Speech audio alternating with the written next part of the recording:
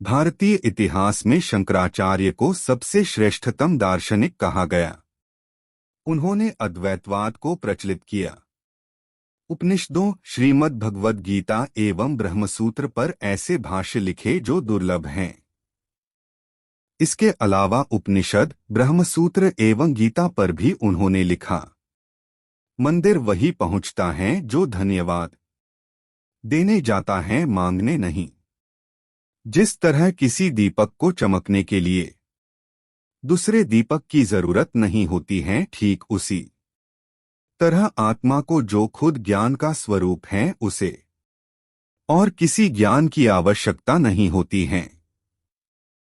वास्तव आनंद उन्हीं को मिलता है जो आनंद की तलाश नहीं कर रहे होते हैं। आदि शंकराचार्य के अनमोल विचार। ब्रह्मा ही सत्य है और जगत मिथ्या है। दुनिया का सबसे अच्छा और बड़ा तीर्थ इंसान का अपना मन होता है, इसलिए हमें किसी भी तीर्थ को करने की जरूरत नहीं होती है। सुंदरी पत्नी, धन, पुत्र पौत्र, घर एवं स्वजन आदि प्रारब्ध से सर्व सुलभ हो, किंतु गुरु के श्रीचरणों में मन की आसक्ति न हो तो इस प्रारब्ध सुख से क्या लाभ। हिंदू धर्म को पुनः स्थापित एवं प्रतिष्ठित करने वाले हिंदू धर्म के प्रचारक आदि गुरु शंकराचार्य जी की जयंती पर कोटि कोटि नमन। अद्वैत वेदांत के जनक आदि शंकराचार्य जी की जयंती पर आप सभी को हार्दिक शुभकामनाएं। वेद, स्मृति और पुराणों के आश्रय स्थान शंकर भगवत्पाद नाम से विख्यात करुणामयी चरणों को मैं वंदन करता हूँ। आदि शंकराचार्य जी की जयंती पर शत शत नमन। धर्म की किताबें पढ़ने का उस वक्त तक कोई मतलब नहीं जब तक आप सच का पता न लगा पाए। उसी तरह से अगर आप सच जानते हैं तो धर्म ग्रंथ पढ़ने की कोई जरूरत नहीं है, सत्य की राह पर चले।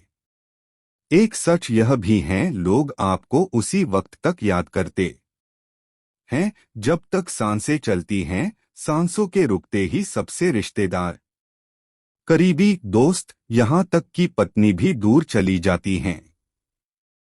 यह मोह से भरा हुआ संसार एक स्वप्न की ही तरह है। यह तब तक ही सत्य प्रतीत होता है जब तक व्यक्ति अज्ञान रूपी निद्रा में सो रहा होता है, परंतु जाग जाने पर इसकी कोई सत्ता नहीं रहती।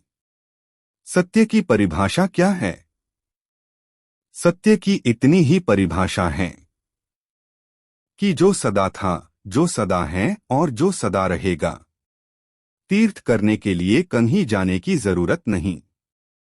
सबसे अच्छा और बड़ा तीर्थ आपका अपना मन है, जिसे विशेष रूप से शुद्ध किया गया हो।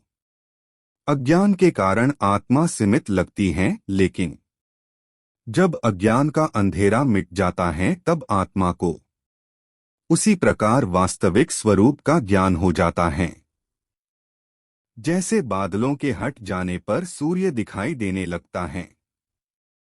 जब मन में सत्य जानने की जिज्ञासा पैदा हो जाती है तब दुनिया की बाहरी चीजें अर्थहीन लगती हैं।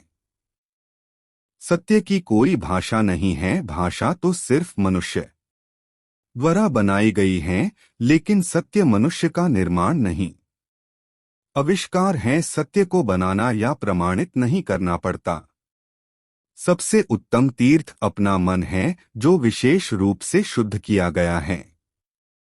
व्यक्ति को सदा यह समझना चाहिए कि आत्मा एक राजा की तरह है, जो शरीर, इंद्रियों, मन, बुद्धि और भी जो प्रकृति से बना है, इन सब से भिन्न है। आत्मा इन सब का साक्षी स्वरूप है। ग्रंथों को पढ़ने का तब कोई मतलब नहीं है जब तक कि हम उनसे ज्ञान प्राप्त न कर सके। अगर हमें ज्ञान प्राप्त हो जाए तो ग्रंथों को पढ़ने की जरूरत ही नहीं है। आंखों को संसार की चीजों की ओर आकर्षित नहीं होने देना और खुद को मोह, क्रोध, लालच जैसी बुराइयों से बचे रखना ही आत्म संयम है।